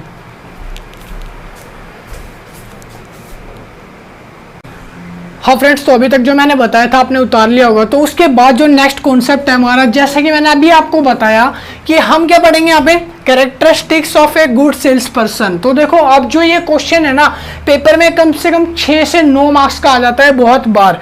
कह रहा है गुड सेल्स पर्सन की जो कैरेक्टर स्केच है वो बताओ, उसके फीचर्स क्या क्या होते हैं, एक अच्छा सेल्स पर्सन कैसे बनते हैं, ठीक है, तो वो सारी मैं आपको बताने वाला हूँ। मेरे खुद के एग्जाम में ये आया था कम से कम 9 मार्क्स का, 10 मार्क्स बोल सकते हो अराउंड टू अराउंड। यहाँ पे पहले बताएंगे हम there are 5 types of sale person. यहाँ पे जो सेल्स पर्सन है ना टोटल होते हैं 5 टाइप्स के, और इनकी जो क्वालिटीज है वो सारी मैं आपको बताऊंगा। सेल्स पर्सन तो मैं आपको बता ही चुका हूँ सॉरी। मतलब होता क्या है, सेल्स पर्सन एक ऐसा व्यक्ति होता है जो दूसरों के डोर टू डोर जाके किसी को भी फेस टू फेस कन्विंस करके अपने प्रोडक्ट को, अपनी गुड्स एंड सर्विसेज को बेचने का काम कर रहे, ठीक है, वो क्या होता है एक सेल्स पर्सन, ठीक है। और यहाँ पर हम पढ़ेंगे good quality of sales person, तो ये होती है टोटल 5 टाइप्स के। यहाँ पे पहले मैंने लिखा फिजिकल क्वालिटीज। देखो मैंने सबको अलग अलग कैटेगरी में रखा है, और आपको ये जो चार्ट है बाद में मैं दे दूंगा, उतार लेना चाहे स्क्रीनशॉट आप ले लेना, ठीक है। तो यहाँ पर हम पहले पढ़ेंगे फिजिकल क्वालिटी। फिजिकल क्वालिटी क्या क्या होती है वो सारी, फिर हम पढ़ेंगे मेंटल क्वालिटीज, फिर हम पढ़ेंगे सोशल क्वालिटीज, उसके बाद हम पढ़ेंगे ह्यूमन क्वालिटीज, फिर हम पढ़ेंगे वोकेशनल क्वालिटीज, फिर हम पढ़ेंगे कैरेक्टर्स। कैरेक्टर्स जो है क्वालिटी में नहीं आता, ये क्या है सबसे हटके है, बस कैरेक्टर अलग से ही है, मगर ये 5 होते हैं, बस ये 5 जरूरी है, ठीक है। तो सबसे पहले हम पढ़ेंगे फिजिकल क्वालिटीज। तो देखो फिजिकल क्वालिटी मतलब कि किसी से अगर आप बात करते हो फिजिकली तो उसके अंदर क्या क्या क्वालिटी होनी चाहिए। सपोज करो मैं एग्जांपल लेके समझाऊंगा भाई, ऐसे नहीं समझाऊंगा। सपोज करते हैं मेरा नाम है पिंकी। क्या नाम है? पिंकी। हाँ जी मेरा नाम पिंकी है, और आपका नाम है पप्पू। क्या नाम है? Pappu. Pappu as a sales person हो और मैं एज अ कंज्यूमर हूँ, पिंकी एज अ कंज्यूमर हूँ। आप मेरे पास आओगे और मेरे को बोलोगे गेट पे टिंग टोंग करी, अब मैंने गेट खोला। गेट खोलने के बाद आपके अंदर पहले क्या होना चाहिए? पर्सनैलिटी अच्छी होनी चाहिए। आपने एक बढ़िया सा चमकदार सा सूट वूट पहन रखा है, बढ़िया चीज पहन रखी है, मैं देखते ही अट्रैक्ट हो गया, हाँ यार क्या सोना सोना मुंडा है, तो मैं पिघल गया वहीं पे, ठीक है। उसके बाद यहाँ पे लिखा साउंड ऑफ हेल्थ। अब जैसे उसने मेरे से बोला साउंड ऑफ हेल्थ मतलब अब वो मेरे से बोलेगा good evening sir, good evening sir, good morning sir, तो जैसे ही वो कुछ भी बोलेगा ना तो उसकी बात पे ही डिपेंड करता है कि जो सेल्स पर्सन है जो भी वो बोलेगा उसकी डिपेंड्स करेगा बातों पे कि कंज्यूमर अट्रैक्ट होगा या नहीं होगा। अगर मान लो मैं पिंकी थी, उसने मेरे को गुड इवनिंग सर बोला, गुड मॉर्निंग सर बोला, बाद में सॉरी सॉरी करता है, तो ये क्या हो गया? साउंड ऑफ हेल्थ में फेल हो जाता है, मतलब कि यहां पर ये फेल हो गया, समझ आ गया। तो पर्सनैलिटी फिजिकल तो अच्छी थी मगर फेल हो गया। उसके बाद यहाँ पे लिखा अपीयरेंस, उसके बाद लिखा वॉइस। अब जब वो मेरे से बातचीत करेगा, मेरे को आगे कन्विंस करेगा, तो उसके तरीके को देख के पता चलेगा ना कि आप लोगों के तरीके को देख के पिंकी जो है वो पढ़ती है नहीं पढ़ती। उसके बाद यहाँ पे लिखा है ड्रेसिंग सेंस। ड्रेसिंग सेंस में मान लो पास हो गया, हैंडसम मुंडा है, ड्रेस वैस अच्छी डाल के आया, मान लो पास हो गया। उसके बाद क्या कह रहा है यहाँ पे नीटनेस। नीटनेस मतलब कि उसके बोलचाल का तरीका, फिर वो कैसे सामान को बेचता है, अपनी प्रेजेंटेशन कैसे देता है, लोगों को किस तरह से देखता है, उसकी फिजिकल एबिलिटीज क्या क्या है, कोई ऐसी हाइजीनिक तो नहीं है, मतलब कि अनहाइजीनिक ज्यादा हो, मतलब खुजली उजली हो रही हो, तो ये सारी चीजें हमको देखनी चाहिए जो कि फिजिकल क्वालिटीज में आती है, समझ आ गया। फिजिकल क्वालिटीज के अंदर क्या क्या क्वालिटीज है वो मैंने यहाँ पे लिखी है 5-6, आप इसको उतार लेना, इसको पढ़ के चले जाना। बस फिजिकल क्वालिटी लिखोगे, उसके बाद एक पैराग्राफ लिखना होता है। पैराग्राफ में पहले पर्सनैलिटी के बारे में डालना, एक लाइन में आपको ये डालना है साउंड ऑफ हेल्थ, फिर एक लाइन में ये डालना है, ऐसे 5-6 लाइन बन जाएगी और क्वेश्चन खत्म वहीं पे बस, ठीक है। क्वेश्चन अभी खत्म नहीं हुआ, अभी मेंटल रही है। क्या मेंटल क्वालिटीज क्या होती है? सो सर मेंटल क्वालिटीज मतलब होता है अगर मान लो alertness, initiative, self confidence, resources further, यहाँ पे लिखा है रिसोर्सफुलनेस, यहाँ पे लिखा है इमेजिनेशन, फोर्स साइज मेमोरी, ठीक है। तो ये सारी चीज होती है मेंटल क्वालिटीज। मेंटल क्वालिटीज का मतलब क्या होता है? दोबारा एग्जांपल लेते हैं। सपोज करो मेरा नाम है पिंकी और आपका नाम है पप्पू। आप आए, गेट मैंने खोला, गेट जैसे ही खोला आपने वहां पे क्या करा? आपने वहां पे दिमाग लगाया कि मेरे कपड़ों को देख के, मैंने ढेरे ढीले ढाले कपड़े पहने, मैं थोड़ा गरीब टाइप का इंसान लग रहा हूं, तो आपने देखते ही बोला सर हमारे पास बिल्कुल एक सस्ता क्वालिटी का प्रोडक्ट है, आपके लिए बिल्कुल बेनिफिशियल है। मैं एकदम खुश हो गया, यार सस्ता है मेरे लिए वो भी सिर्फ। तो ये होती है भाई मेंटल क्वालिटी, इमेजिनेशन जिसको बोलते हैं, यहाँ पे इमेजिनेशन लगी है, ठीक है। और उसके बाद यहाँ पे काफी सारी चीजें आपको, अलर्टनेस, आपने पहले ही देख लिया कि किस तरह से सामने वाले को ड्रेस करा जाए, किस तरह से सामने वाले को अट्रैक्ट करा जाए, तो ये मेंटल क्वालिटीज होती है जो एक गुड सेल्स पर्सन में होनी चाहिए, बिल्कुल होनी चाहिए, ठीक है। ये सारे पॉइंट है। यहाँ पे लगा फोर्स साइजनेस। फोर्स साइजनेस मतलब होता है एक लंबी मेमोरी, जो दूर से ही देखते ही पता चल जाए, जिसको बोलते हैं ना दूरदर्शी, देखते ही पता चल जाए हाँ ये बंदा खरीदने वाला लग रहा है, बस इसको थोड़ा उलझाना पड़ेगा। उसके बाद यहाँ पे लिखा है मैंने मेमोरी। मेमोरी मतलब कि अगर मान लो मैंने आपसे कोई प्रोडक्ट खरीद लिया, मान लो मैं कन्विंस हो गया, मैंने कोई प्रोडक्ट खरीदा, उसके बाद अगली बार जब आप मेरे दरवाजे पे आओगे या मैं आपके गेट पे जाऊंगा जब सामान खरीदने के लिए, बेचने तो नहीं, खरीदने आपकी शॉप में आऊंगा, तो आपको क्या करना है? वहाँ पे याद रखना पड़ेगा, अरे हाँ ये मेरे से लेने आया था, तो इसको कैसे अट्रैक्ट करेंगे, अरे मैडम आपको मैं जानता हूँ, आप तो हमारे घर पे आए थे, सॉरी मैं आपके घर आया था सामान बेचने। तो ऐसे ऐसे करके जो सेल्स पर्सन है वो फद्दू बना के मेंटल क्वालिटीज थोड़ी सी लगा के बस लोगों को माल बेच सकते हैं। समझ आ गया। थर्ड आता है हमारा सोशल क्वालिटीज। देखो सोशल क्वालिटीज में काफी सारी है, यहाँ पे जैसे मैंने लिखा कर्टनीस, यहाँ पे लिखा refined manners, open minded. Open minded मतलब होता है खुले दिमाग वाला व्यक्ति। अगर मान लो सोशल में क्या होता है, हाइजीनिक अनहाइजीनिक, कोविड चल रहा है, मान लो आप मेरे पास सामान लेके फिर से आए और जैसे मैंने गेट खोला आपने छींक मार दी। इस बार क्या करा, छींक मार दी। मैंने बोला यार नहीं नहीं गेट बंद करो बंद करो, ऐसे कोविड चल रहा है इससे सामान नहीं लेना भाई, छींक मार दी पहले ही।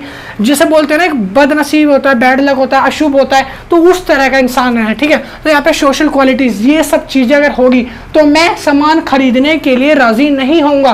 तो सेल्स पर्सन को कभी ऐसी छोटी मोटी गलतियां नहीं करनी चाहिए, परफेक्ट बन के जाए, अच्छी फॉर्म में जाए, किसी के आगे ऐसे कोई बर्ताव ना करे अनहाइजीनिक वाला जो सामने कस्टमर को बेकार भी लग सकता है। ठीक है, उसके बाद आता है ह्यूमन क्वालिटीज।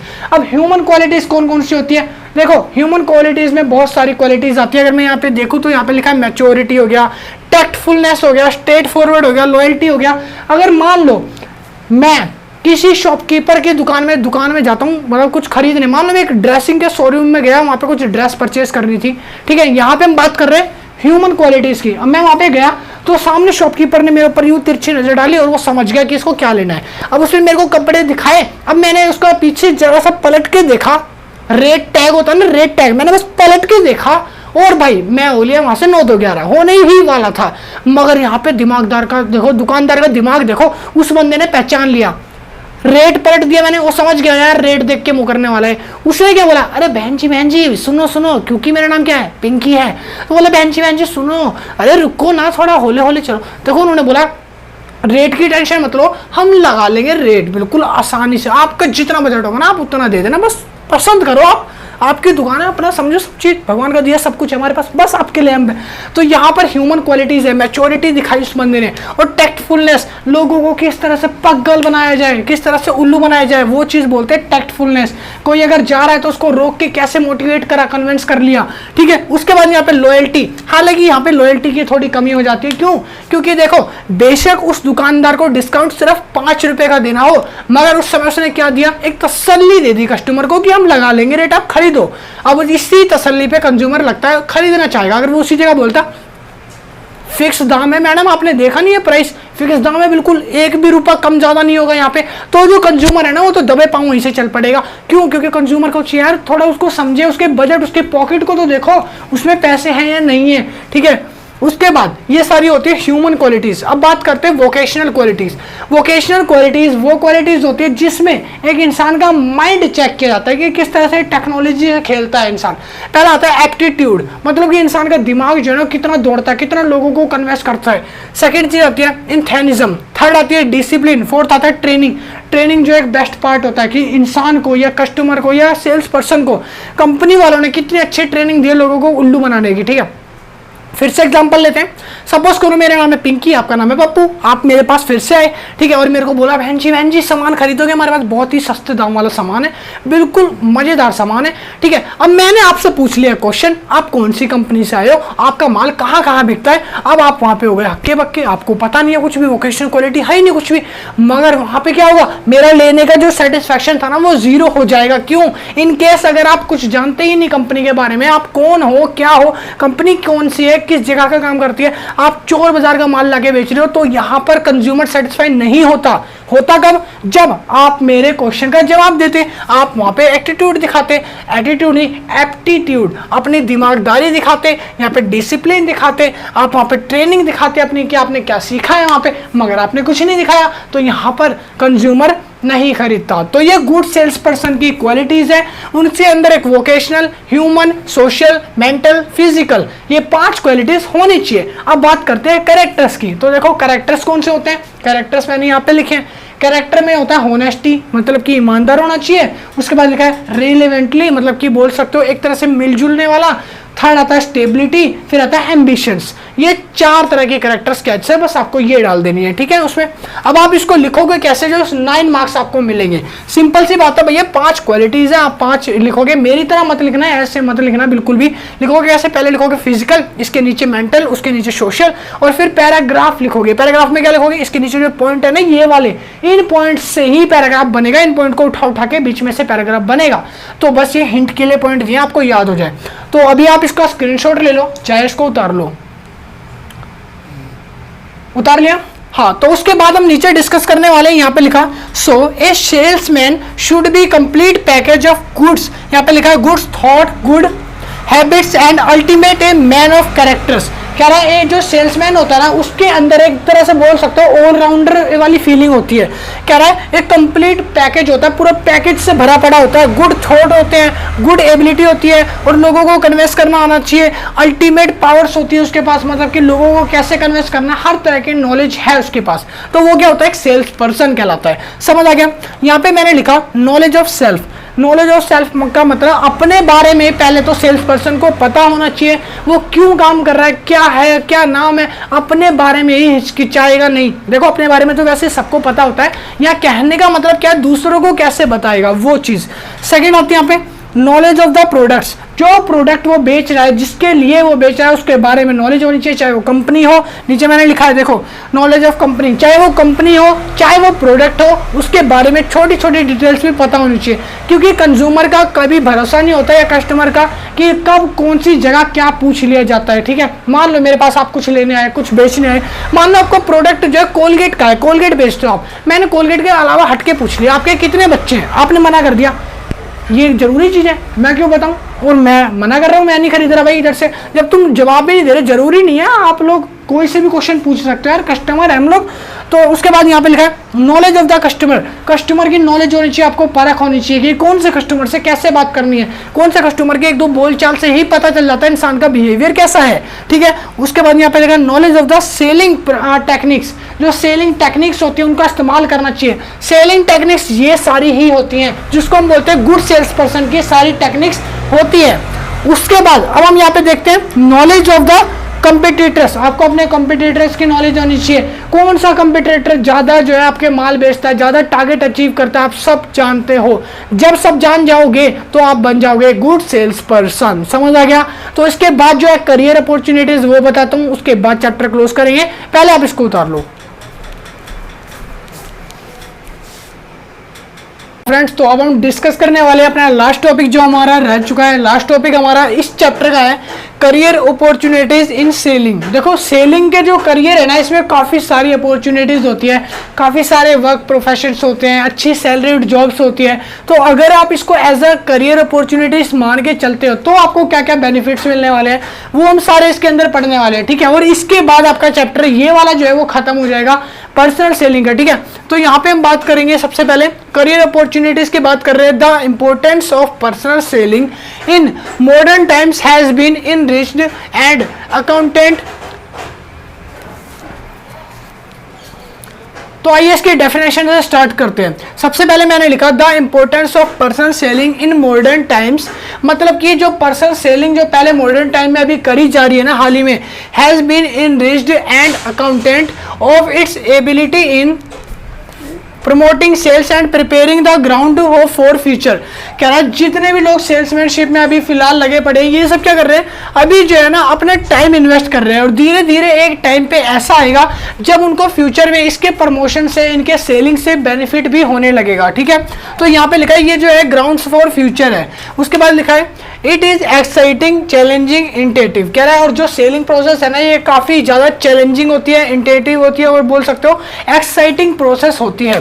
उसके बाद लिखा है एडवेंचरस, उसका लिखा है adventurous profession, see the advantages of selling as a career. और नीचे जो है ना मैंने अभी आपको बताऊंगा कि इसके कौन कौन से एडवांटेजेस हैं सेलिंग एज अ करियर के। अगर मान लो आप सेलिंग को एज अ करियर चुनते हो, ठीक है, जो सेलिंग प्रोसेस है, और उसके एडवांटेजेस क्या क्या होते हैं, आपको क्या क्या बेनिफिट मिलेगा इन फ्यूचर में, आपको क्या बेनिफिट होगा।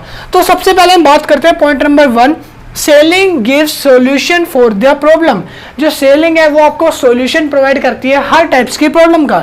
सेकंड है ओनली योर एफर्ट्स। कह रहा है सिर्फ तुम्हारे जो है एफर्ट्स लगेंगे यहाँ पे, and creativity limited your potential, और जो क्रिएटिविटी है वो खुद ब खुद अपने पोटेंशियल के अकॉर्डिंग ही दिखती चली जाती है। उसके बाद लिखा है point number 3, selling gives an opportunity to work with people. कह रहा सेलिंग जो एक ऐसी अपॉर्चुनिटी, एक ऐसा मौका देती है जो लोगों के साथ कैसे ट्रीट करा जाए, लोगों से कैसे बातचीत करी जाए, लोगों को कन्विंस कैसे करा जाए, वो सारा हमें सिखाती है। कह रहा है उसके बाद point number 4, selling is the pursuit richest for,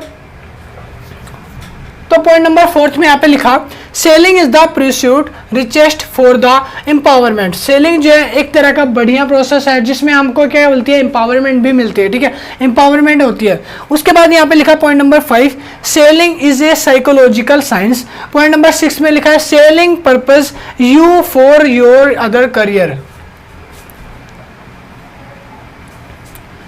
point number 6 यहाँ पे लिखा सेल्स प्रिपेयर यू, मतलब कि सेल्स जो आपको प्रिपेयर कर रही है फॉर अदर करियर, आपको एक अच्छे करियर के लिए, एक दूसरे अच्छे करियर की तरफ। तो यहाँ पर आपको सेलिंग के मेजर आपको बताऊंगा, measures for making selling and attractions career. कह रहा है जो सेलिंग है उसको एक अट्रैक्टिव करियर बोल सकते हो, या अट्रैक्शन वाला करियर कैसे बना सकते हो। कह रहा है इन corporation promotion schemes for understanding performance, आपकी परफॉर्मेंस को देख के, आपकी जो परफॉर्मेंस है वो देखकर आपको एक अच्छी प्रमोशन स्कीम्स मिल जाती है इन कॉर्पोरेशन, मतलब लिमिटेड कंपनीज में, ठीक है, जो आपको हायर करेंगी तो आपको अच्छा खासा वहां से पेड भी मिलता है इसमें। उसके बाद सेकंड है enjoy a sense of recognition, job satisfaction, job security. आपको job security, job satisfaction, recognition, ये सारी चीजें प्रोवाइड करवाई जाएगी, ठीक है। उसके बाद point number 3, introduced in addition to salary. कह रहा है अगर आप अच्छा से काम करते हो या फिर अच्छे ढंग से काम करो तो आपको सैलरीज में जो है क्या है, एडिक्शन मिलेगी। उसके बाद साथ ही साथ आपको सैलरी मिलेगा, बोनस मिलेगा, अलाउंस मिलता है, डियर अलाउंस मिलता है, बहुत सारी चीजें जो है बेनिफिट्स आपको यहाँ पे होता है।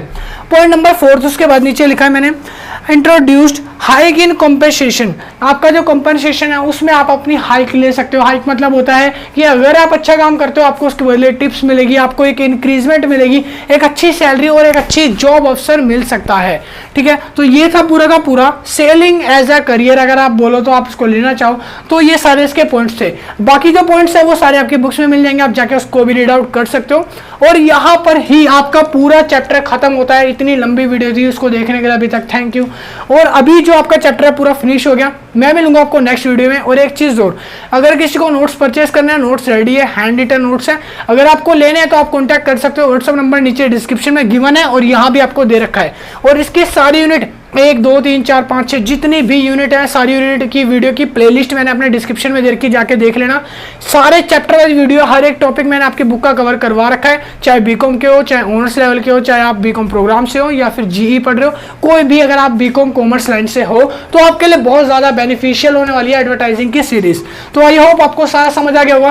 प्लीज़ वीडियो को लाइक करना और चैनल को सब्सक्राइब करना। अगर पहली बार आए हो तो आप सब्सक्राइब नहीं करते यार, प्लीज़ बुरा लगता है। सब्सक्राइब करते हुए जाना। मिलूंगा नेक्स्ट वीडियो में और जल्दी नेक्स्ट चैप्टर को भी लेके आऊंगा, बाइंग मोटिव्स, जिसका नाम है। अभी के लिए इतना ही। See you, tata and bye bye.